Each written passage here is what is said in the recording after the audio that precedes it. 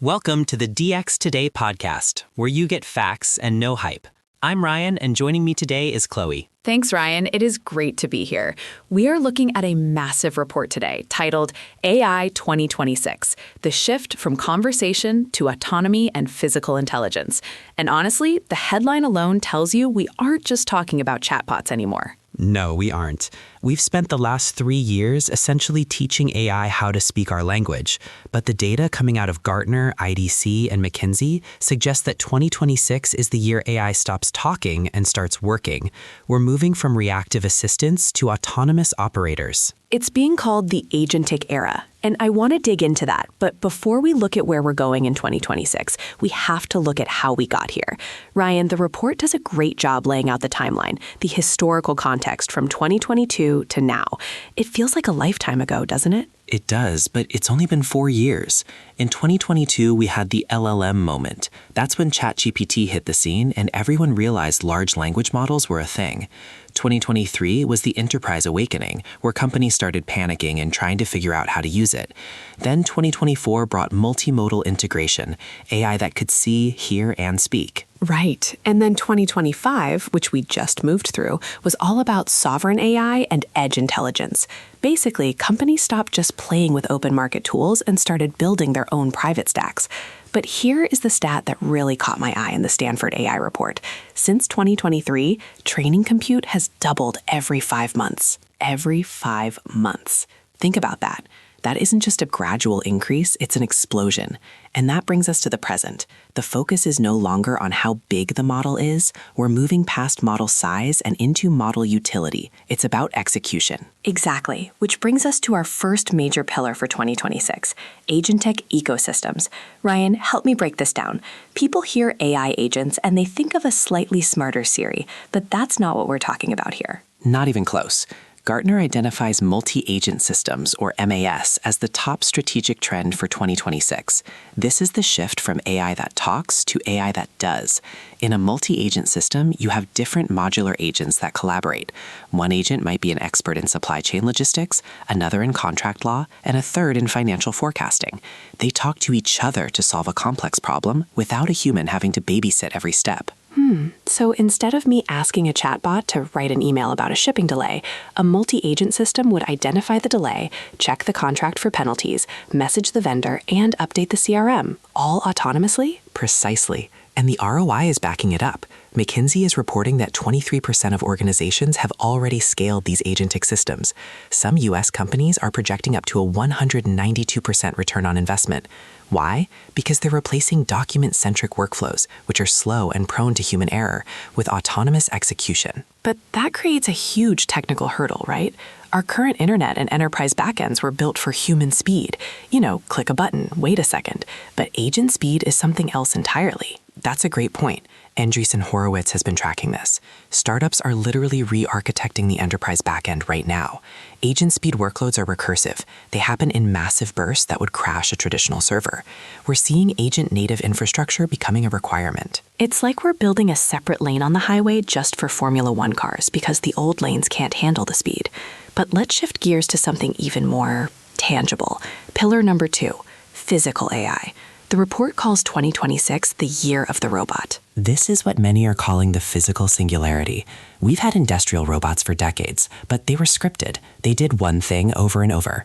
What we're seeing in 2026 is the commercialization of humanoid robotics. Right. We're talking about the Tesla Optimus Gen 3 and the Figure O2 and O3 models. They aren't just experiments in a lab anymore. Tesla is aiming for mass production targets focused on logistics and precision manufacturing. And the technical breakthrough here is something called VLA models, Vision Language Action Models. Instead of a programmer writing thousands of lines of code to tell a robot how to pick up a box, these robots learn via show and tell demonstrations. They see a human do it, they process the language instructions, and the AI translates that into physical action. It's amazing, but it also leads into our third pillar, which is a bit more sobering, the regulatory cliff. You can't have autonomous agents and humanoid robots running around without some serious rules. Ryan, the EU is not playing around here. Not at all. August 2026 is the deadline. That is when we see the full enforcement of the EU AI Act. This is the first comprehensive global standard for responsible innovation, and it has teeth. We're talking about fines for non-compliance that reach up to 7% of a company's global revenue. 7%! For a multi-billion-dollar company, that is a catastrophic number. It is, and it's forcing a sovereignty movement. Countries like India through their India AI mission and several EU states are investing in their own domestic AI stacks. They want to ensure data sovereignty. They don't want to be entirely dependent on US hyperscalers like Microsoft or Google, especially when the legal stakes are this high. It makes sense. If the data is the new oil, you don't want it all stored in someone else's refinery, especially if that refinery might get hit with a massive fine from a foreign government. Now, while we're talking about where this AI lives, let's talk about small language models, or SLMs. The report says the cloud-only era is ending. This is a huge technical shift. For the last few years, if you wanted real AI, your data had to travel to a massive data center in the cloud and back. But by 2026, intelligence is moving to the edge, meaning your device. Because of the hardware, right? Exactly. ARM-based platforms are now powerful enough to run 120 billion parameter models locally on a laptop or even a wearable device. Think about Apple Intelligence or Windows on ARM. IDC projects that by the end of 2026, there will be over 100 dedicated AI native models specifically designed to run on-device. And the benefit there is obvious: privacy and speed. If my medical data or my company's trade secrets never leave my laptop, the security risk drops significantly. Plus, no latency. You don't need a 5G connection to have a smart assistant. Speaking of medical data, we have to talk about biotech.